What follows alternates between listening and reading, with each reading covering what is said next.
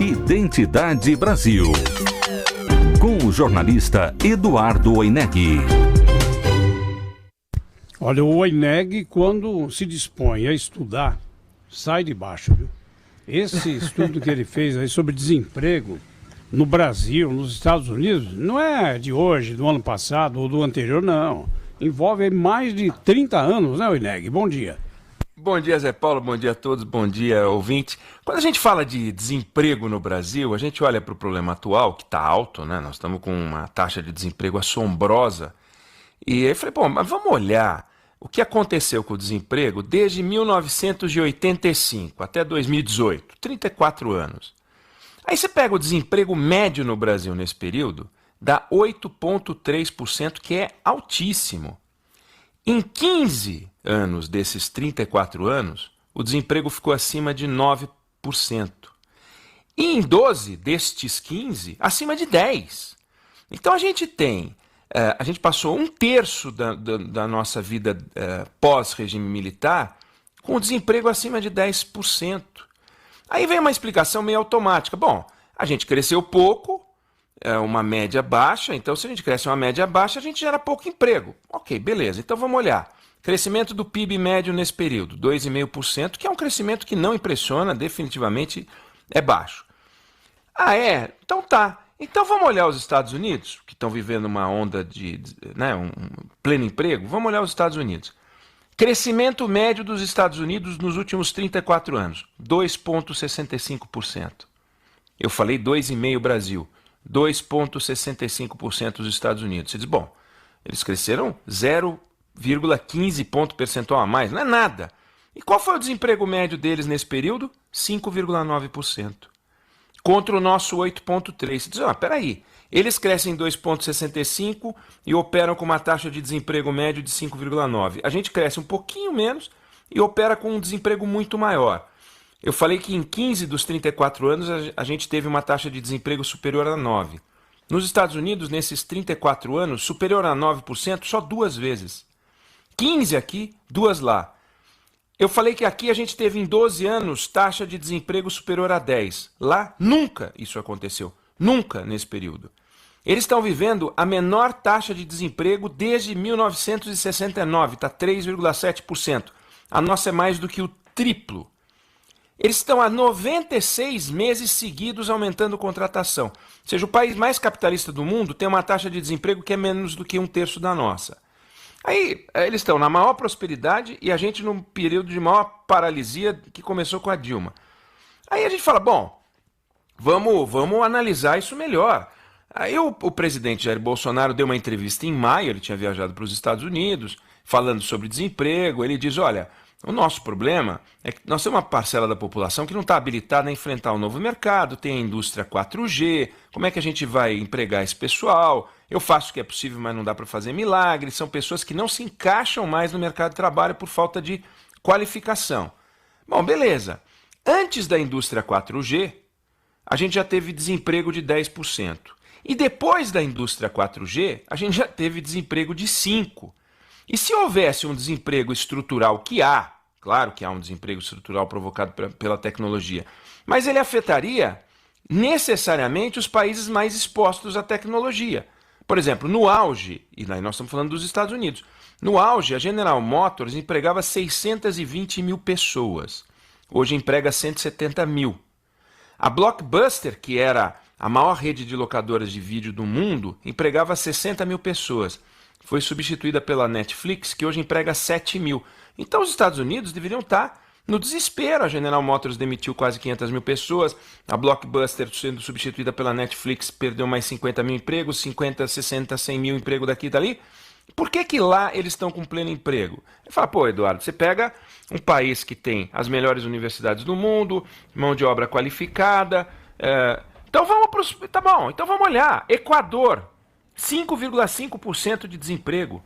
Peru, 4,5%. México, 3,5%. Dos 20 países da América Latina, só o Haiti está pior do que o Brasil. E quando a gente pega os países com o mesmo nível de desenvolvimento humano, mesmo IDH, a média de desemprego desses países é 6,3%.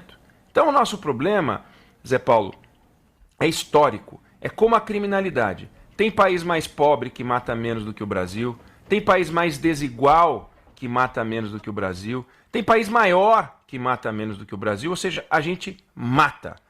No desemprego, a gente não emprega. Então, ou a gente percebe que tem uma doença brasileira, não é uma doença mundial, claro que tem contornos mundiais. Os jovens têm menos oportunidades em todos os países do mundo, inclusive nos Estados Unidos, mas aqui é especial. Oi, Neg, tem esse diagnóstico... Oi, desculpe, termina, desculpa.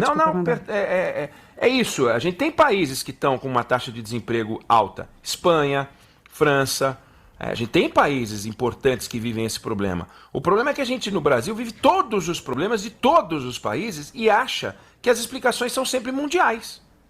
A questão é que o desemprego lá na Europa, por exemplo, ele é conjuntural. O nosso é estrutural, como você acabou de provar, né, Oeneg? E o diagnóstico para isso já está dado, é a produtividade. O Brasil, exatamente nesses últimos 30 anos, a produtividade do trabalhador no Brasil, ou seja, a capacidade dele de produzir cada vez melhor para aumentar a renda da sua produção e, consequentemente, aumentar a distribuição de renda, aumentar a capacidade de alocação do trabalhador, diminuiu muito. A gente hoje, um trabalhador brasileiro, ou a gente precisa de 5 trabalhadores para fazer o que um trabalhador americano faz. Então, a gente acaba tendo um desemprego estrutural muito maior. Por isso que a agenda da produtividade é tão importante. A segunda explicação estrutural é um foco, o gasto público elevadíssimo, com foco em gasto com folha de pagamento e aposentadoria. Quer dizer, nem para gerar emprego o gasto público ajudou. Porque como é que o gasto público ajuda na geração de emprego, já que governo não gera riqueza? O governo faz obra de infraestrutura, o governo faz investimento pesado que a iniciativa privada não consegue fazer. E essas obras de infraestrutura, por exemplo, são muito geradoras de emprego, porque são das áreas de construção civil, por exemplo, que empregam muita gente. Então, o diagnóstico é esse, não é uma doença fácil de curar, não, né, Oeneg? E é importante a gente admitir que é uma doença nossa. É nossa, é uma doença nossa.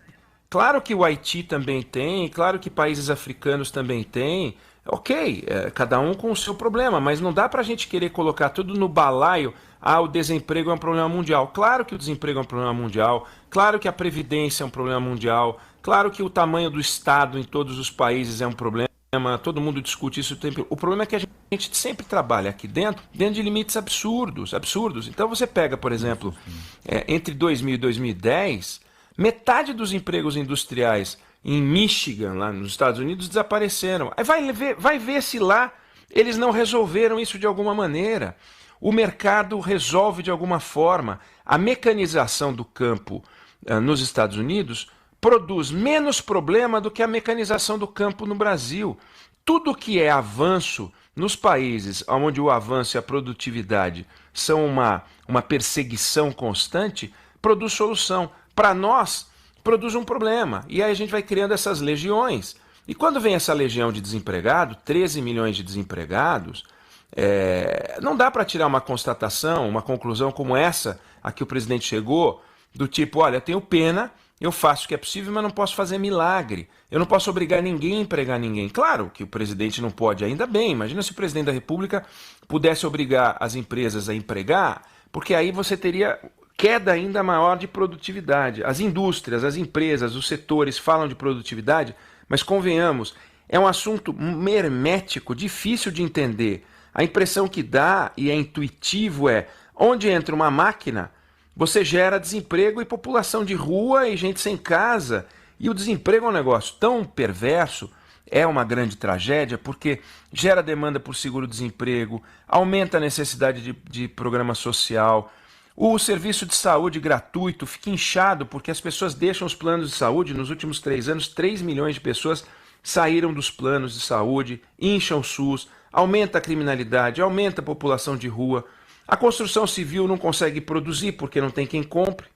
E as pessoas saem de suas casas para casas piores, compromete a economia. Ninguém mais estuda porque não tem dinheiro para estudar.